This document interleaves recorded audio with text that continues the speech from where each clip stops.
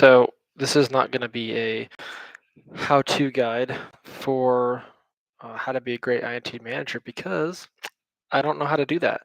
But I've been given the opportunity by my current employer to become a manager, and I've got a lot of confidence. But this is one of those things where I'm kind of freaked out about, and I'm coming to you to get some advice or just some insight on like if you are an INTJ and you became a manager, if you were formerly an individual contributor and you became a manager, what pitfalls arose that you couldn't see, or what were you good at? What did you have to get used to?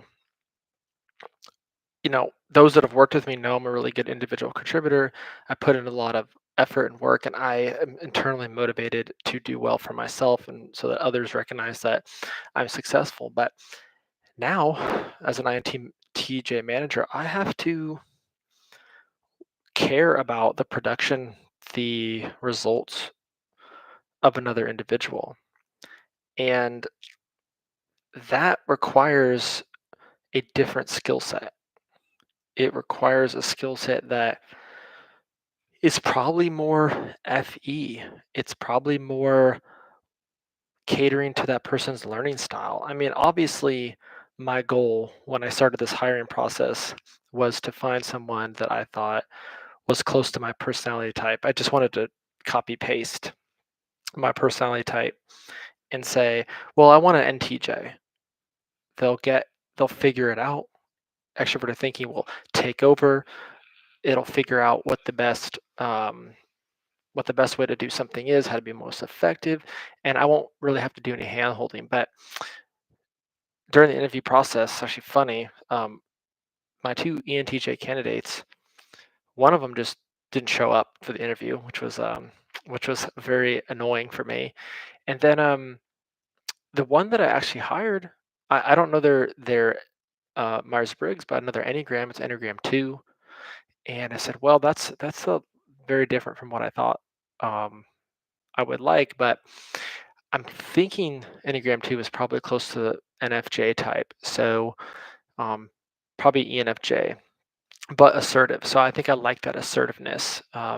They basically closed me during the interview, which I thought was like, okay, I'm in professional recruiting position, and I thought, man, recruiting is just sales. So I don't really need a recruiter. I just need a salesperson. Sales is recruiting is the same thing. Just you're selling a new opportunity, a new life instead of a product or something, a solution. So I need a closer, and this person felt like a closer. So I kind of thought, well, we don't need a type to be involved too much. We need a certain attitude and ambition there. So the responsibility is different because my boss, he said, look, you're going to hire someone that's not going to work out. It's like, no, no, no, no. I'm going to hire someone that's going to stay forever. Don't worry about it. But of course, that's a ridiculous idea. You can't control the success of someone else. And I think that's going to be the hardest thing for me being an INTJ manager is my success doesn't I could be super successful. I hire someone, they're not successful. And how am I going to handle that? Um, Especially if I've given them all the tools, I've trained them appropriately, and still didn't work. So that's a worry for me.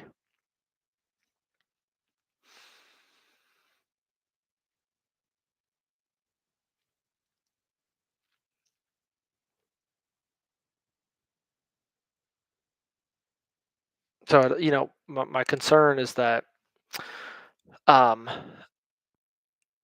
management looks at me and says if they don't work out that this is a failure of you hiring, um, and that's not something I would say I'm used to um, in my professional life as being but I wouldn't say I wouldn't say I've been the top performer, but I would say I've always been a top 10 performer everywhere I've worked. Always made it to the top of like a sales chart or a business development role or a recruiting position. I've even said like day one that I've started, I don't want to be responsible for people because people have all these issues. They have to be out of work, or they had a fight with their spouse or their mom, or their kids didn't go to sleep last night. And I deal with those same things, but I feel like you have to manage that. You have to be responsible for that. You cannot deal with them in the same way you deal with yourself, which is usually negative feedback, which is usually like a negative process. Like I think I thrive on negative feedback, which is like, you got to get it together, bro. Get up earlier, figure it out, fix it. That's the Jack Welchian old school corporate way of dealing with it. I just don't think people respond to that. I'm 34 and the person I hired is 25, so they're not coming from a place where e- empathy will get you a lot more than being straightforward.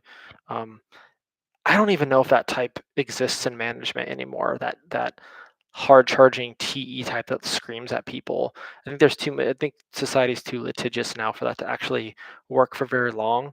So I think you have to, as the INTJ, we have to adopt a more FE posture towards management, empathy, um, giving people space, making it not like if they're going to bring a concern to you that you're going to instantly punish them for that. Um, and I even hate the word management. I hate it because I really feel like I'm just going to work with this person alongside them. Okay, so Dylan, thanks. That's a great question. Dylan said, "How do you accept that many employees under you won't have the same standards for their work as you?" I'm gonna set the expectation. I mean, I'm gonna say, here's what I expect. So whether or not they do that or not, I don't think I'm not someone that works 80 hours. I'm not someone that um, you don't need to know everything about the role. That's why I'm gonna say, look, TESE is why I think I'm successful. Meaning, I don't need to know everything about. Say I'm working on a chemist role. I know an ENFP that I've worked with that studied chemistry just so that when they would talk to the candidate, they knew enough to sound like they were actually a chemist themselves. I thought that was amazing, but it didn't. They were slow. That was a problem. I learned just enough to ask the right questions, but I don't know crap about what it means to be a chemist. So I guess I'm going to impart some knowledge saying, look, my expectations are that you just kind of start doing it, make some mistakes. I'll try to prevent some of the big mistakes, the career ending mistakes, and just start crashing around. Speed in this world is more important than getting every single detail correct. Um, but here's something I came up yesterday about being INTJ. For those that are INTJs or NTJs in general, I don't think I'm a perfectionist. I am a lot of my emails are not locked in. Like sometimes I just stream of consciousness, punctuation's off, or I said the wrong word, but it's good enough. I think I'm more good enough, and I think that's going to be my pitch to this new person is like, it doesn't have to be perfect. Good enough will work. Clients are going to say, I need all these qualifications. Don't kill yourself trying to find everything. Find someone that's good enough and send it over and see what the client says. 75% of the time, the client goes, you know what? Let's talk to them. This looks good enough. It's just, if you're trying to find every single detail, you'll crash and burn and you'll hate working in this industry.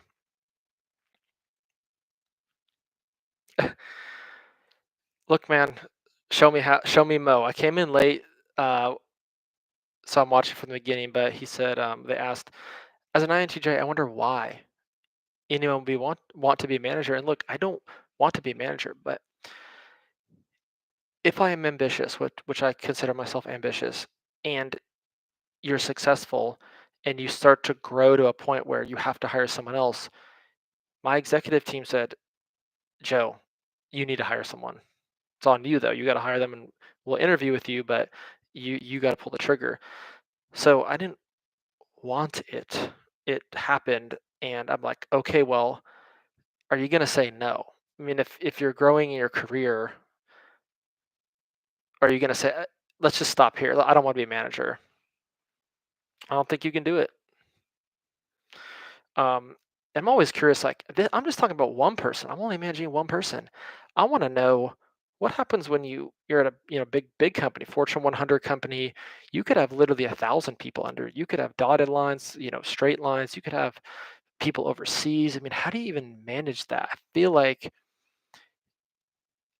what happens at that level is you're always in meetings. You're always dealing with something. The actual work you do on the biz, like doing day to day stuff, is non-existent.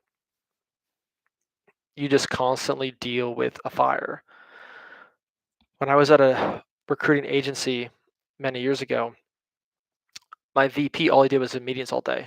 HR stuff, personnel issues, budgets, spreadsheets, projections, forecasts. Like, if there's any INTJ here that likes that, I'm just gonna say you're not. That's not your type. That's all I'm gonna say. You're just incorrectly typed. Um, So I know that because I'm pretty prevalent on LinkedIn. I like to post a lot on LinkedIn. And I know there's some INTJ managers that have been in big programs and have done it well, and I want to hear from them. Um, INTJs have a high standard for themselves, which in my opinion is just having decent standards, while most have low standards that need to be raised. I've been told don't have expectations from others. Yes, okay, so I would say 90% of the time that's right.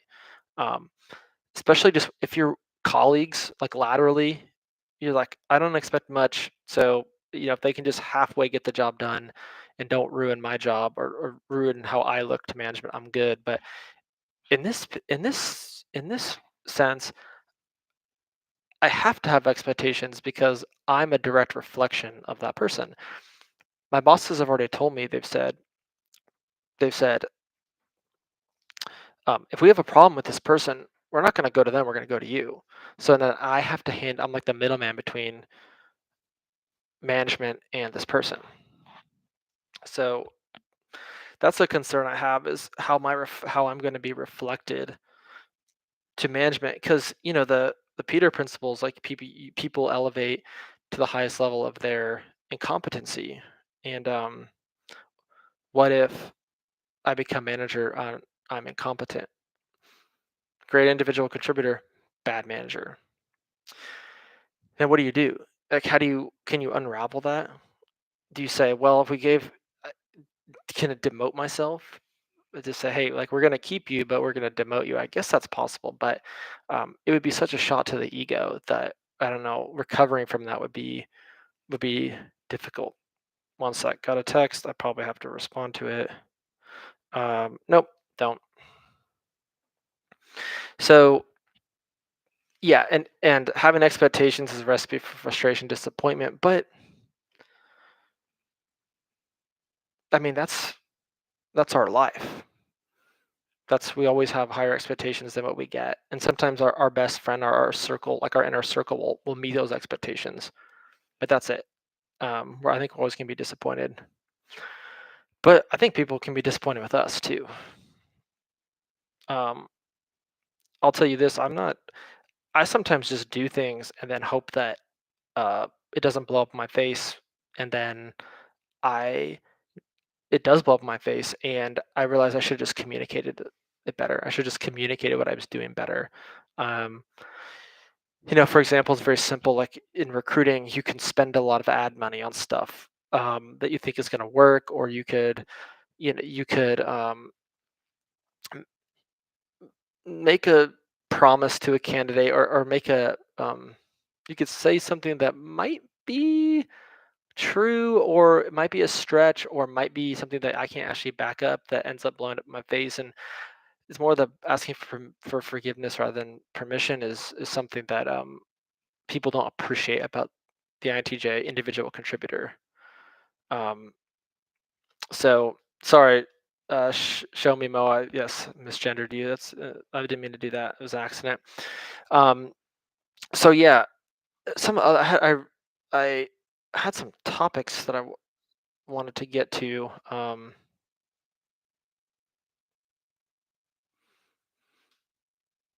So yeah, going back to a type that I've worked with that has been a really good recruiter is ENFP, and I have seen them analyze a candidate's profile so well in a way that could not even is not, unfathomable to me.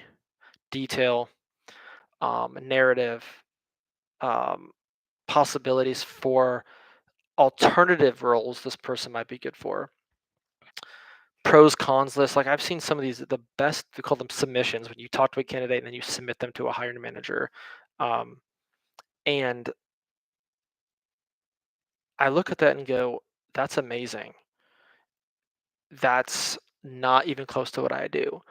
I, I think the NI part of this, just like taking a holistic view of somebody, I'm like, they're good enough. They fit their qualifications. Yeah, I didn't really analyze them technically. I kind of asked them the questions like, why are you looking to leave? I look for red flags, disparaging their former company, things like that. And my submittals are usually pretty short, and I leave a lot to interpretation. Whereas other types, everything is locked in. I would consider myself missing a lot of the details, but holistically getting it right, being generally correct, but not having everything perfect. So I guess what I'm here is to ask is, um, tell me what I should do, how I should prepare. Do I need to come up with a training program that explains everything? Do I need to have them shadow me through multiple days, multiple calls? Um, do I need to come up with do I need to do role playing, like pretending I'm a candidate, you're on the phone with me, do I need to walk them through the process? Um, I mean, there has to be a certain set of expectations that is set. So, from your experience, and you can even tell me if you've worked with an INTJ manager, and you tell me how they manage you, what you like. Um, um, Tell me what they did correctly that you really liked. Um, the NTJ manager, at least the corporate executive type, does not get a good. The investor class loves them. M- Underlings, colleagues of them hate them. So I would like to break that cycle of being like so ruthless or so unforgiving or my expectations are the only expectations. Um, so yeah, the Peter principle is great. I think it's I learned about the Peter principle, but then I read about the Dilbert principle, which the Dilbert principle is a play on the Peter principle, which is essentially that um, sales organizations or performance based organizations systematically promote their worst performers to management to get them out of the sales cycle because they're low performers, which is why you get not good salespeople or decent performers in management positions. Is because you don't put your best player as the coach, even though it makes sense that, like, well, this is a top performer, they deserve management, director, VP, CEO. No. So it's sort of this thing is, of course, companies that are smart get their managers out of the way because they're not good, they're not productive. This is this is the paradox of the position I'm in is that like I've been with so many managers. I'm like, dude, I could do this guy's job so much better, but I don't want it. Don't give me it. I'm just gonna criticize it, and now I have it, and I'm like, man, I'm excited about it, but I'm also nervous about it.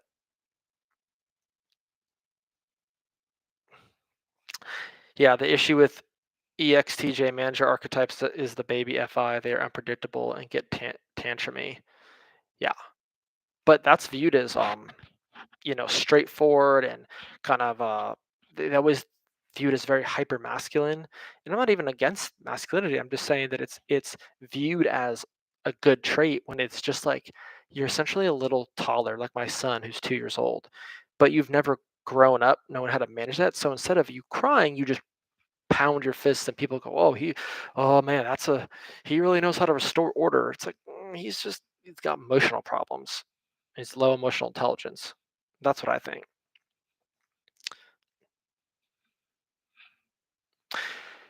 Yeah, good. Yeah. Okay, so show me Mo. I think your management needs to mentor you in your manager role. All companies should do that.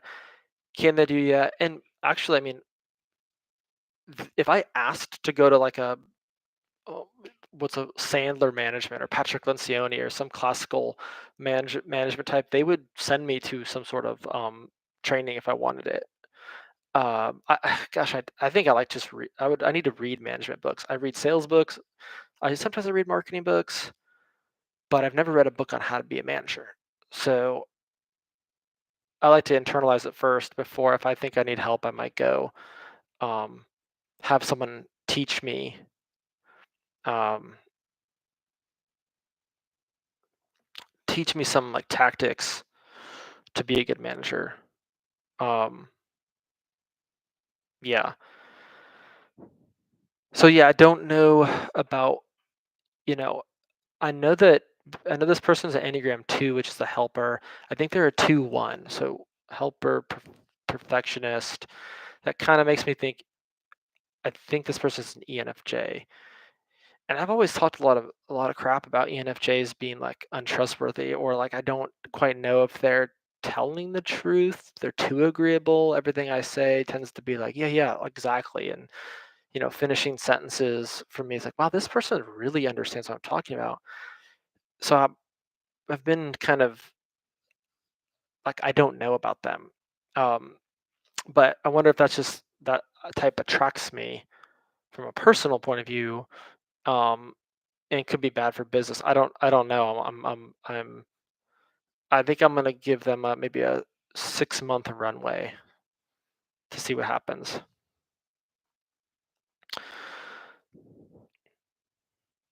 Yeah, I think one person is a good training ground for me, and I hate that they're going to be a guinea pig, but hopefully they end up doing well and they're not experimented on and thrown away, and then I get a new person. And I'd like them to grow with me and be good, and then I could say, well, here's where I messed up. They didn't leave, but here's where I can do better on the next hire.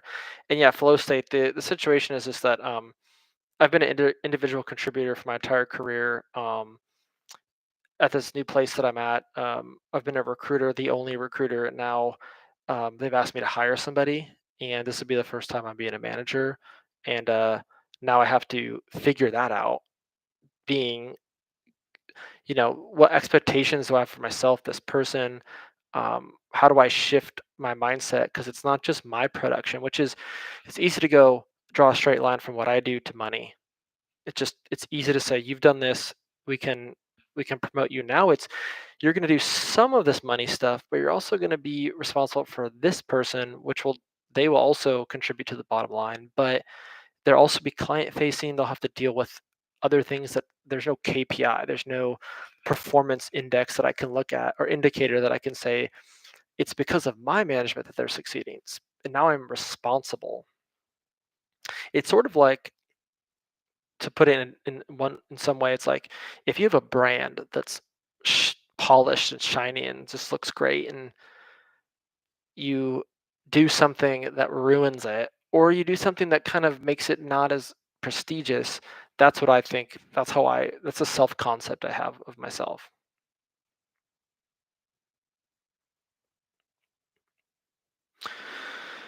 LinkedIn Learning, I don't know about that. I mean,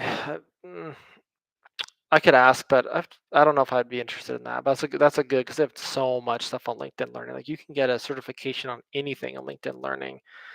Um, yeah. So flow state, good question. They'll be doing the same task for a different um, client. So they're going to be externally helping clients. I'm going to be hiring internal for my company. So they're going to be. We have a bunch of clients that need our help recruiting.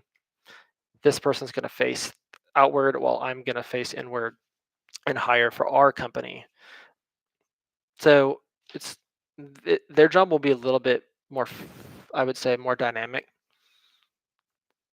and they'll be much more customer facing than I will be.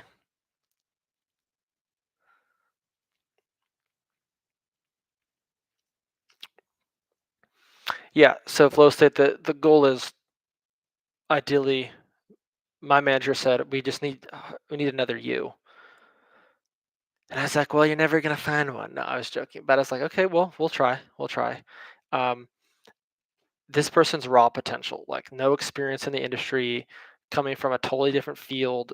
uh, I just think I hired them on pure potential, ambition, drive to succeed, and then I've left it on myself to train them on the technical skills.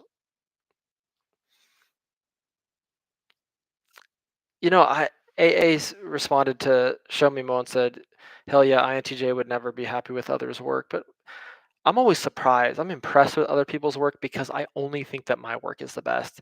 When someone does something completely different and I still approve of it, I'm like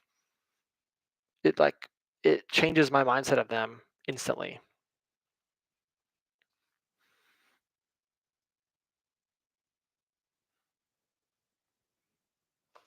So what's the worst part of what you're if you guys are in corporate America, what's the worst part of what your managers do, or the best part that you really like, and maybe I can adopt some of that. What do you think? That'd be uh that'd be interesting.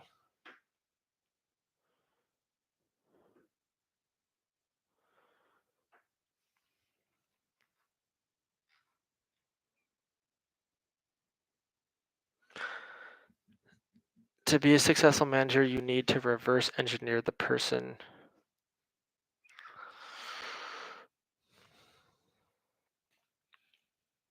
Yeah. So the comment is, to be a successful manager, you need to reverse engineer the person your hire needs.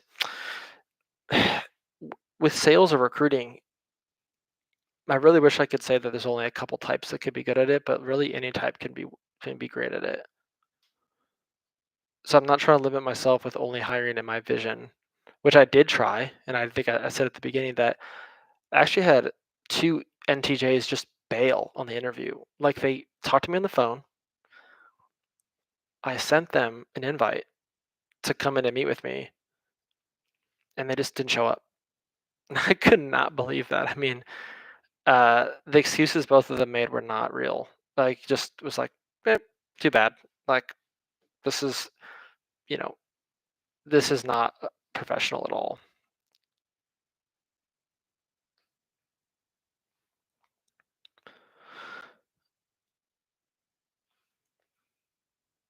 No, Flo said, I'm agreeing with you. I agree that everyone can be good in sales roles. I'm saying that's why it's hard to say, like, do you need them to be like, do I need to reverse engineer them into a certain what my clients need? No, I there's no reverse engineering because everyone can be good. So it's like I gotta use their potential traits that I like, and then we'll teach the skills. No, the person I hired is not an INTJ. I believe they're an ENFJ, probably ENFJ two.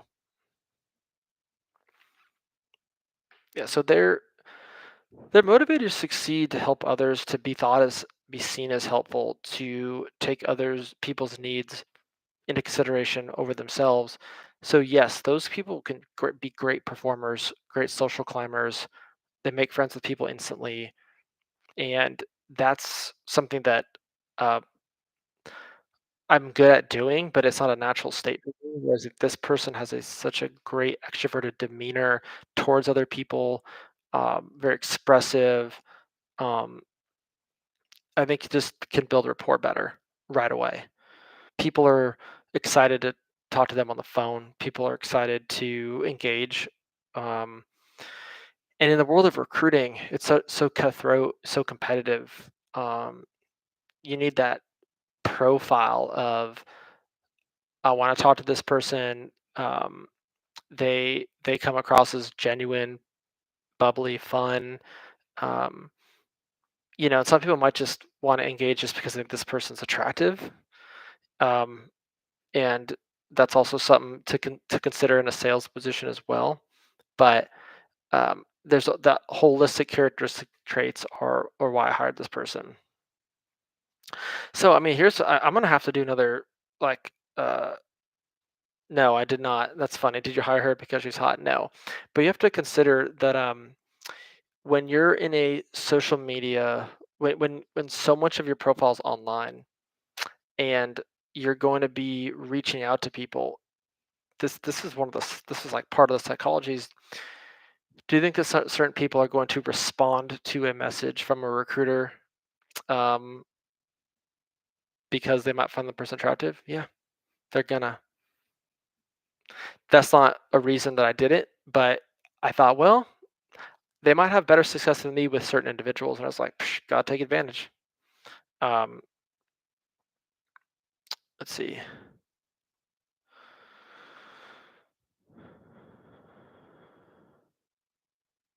Yeah.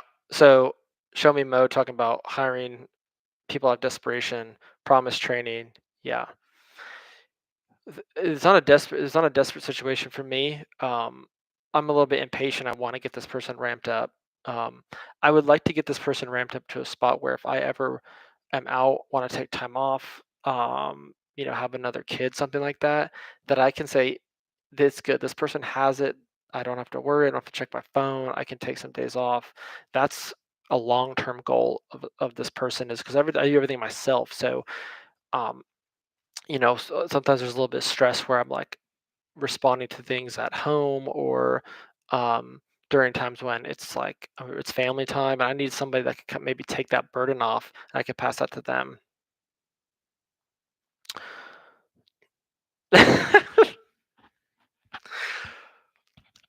Flow State said that he's an I or they're an ISTP and they've hired lots of people because they're hot. I mean, we have to live in reality of some people have a leg up in the interview process because they are attractive, but um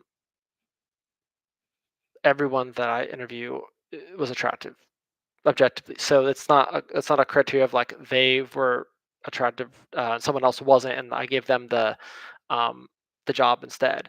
I mean, this is a very inexperienced person. This is not. I mean, I would have rather hired someone else, but they were out of the price range too much, and I didn't think that if I pay them that amount of money, that it would be they'd have to be successful right away. That wasn't going to work for me. I had to give them a little bit more of a uh, runway, a little more of a ramp. Yes, so customers love attractive women. Yeah, but a lot of the customers are women in general. My industry is basically 50-50 male female. It's almost the industry is actually turning um more female driven. My company is primarily female. So it's not a like, oh, you're only going to be reaching out to like IT managers that are exclusively men and that this person needs to be an attractive female. That was not the thought I had. In a previous field, I 100% knew that they only hired female recruiters because of what accounts they would be calling into, and I was like, "That's a good call." I mean, we can't deny the reality of that. If we do, then you're trying to push things that just will not work. Um, I work in the accounting CPA. I hire CPAs, so this person is going to also hire accountants for clients. So the CPA world is so cutthroat. I mean, I'm up against Big Four all the time. EY, KPMG, Pricewaterhouse, Deloitte. Um, so this person is going to be hiring for corporate clients, not internally, where I'm only hiring people that have public accounting background.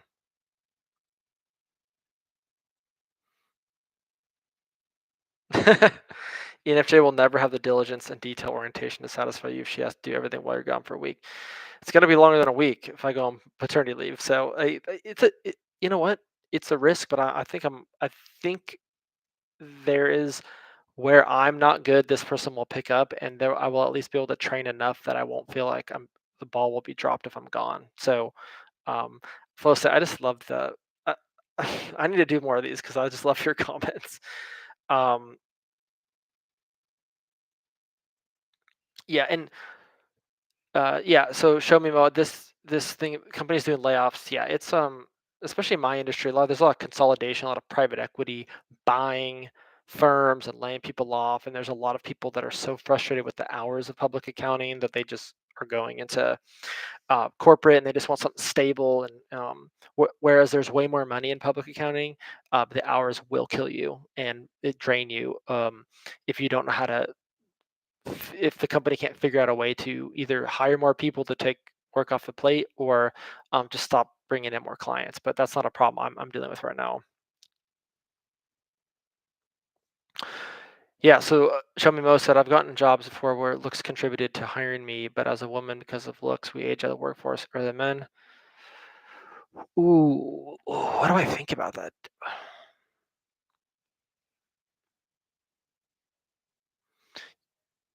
So you think that you age out, meaning you're like it's like modeling, like you hit a threshold and then people won't hire you because you're unattractive, or do you think you just have the same, like you're just like a dude now? You're just like whatever. Now people take you just at your skill set. Like that's a hot take. I don't know if it's true, but it could be true.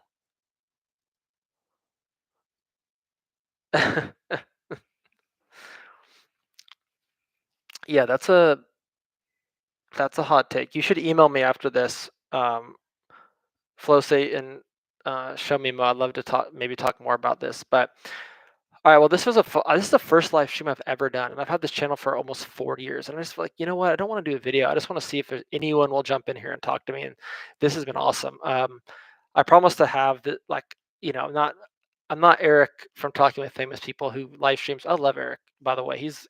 People may not like him, but that dude is awesome. So he's contributed to my thought process in ways that he doesn't even know. But I promise the next live stream will be good. So I appreciate all of you. This has been great. I gotta go, dad duty right now, but I appreciate it. Be good. Talk soon.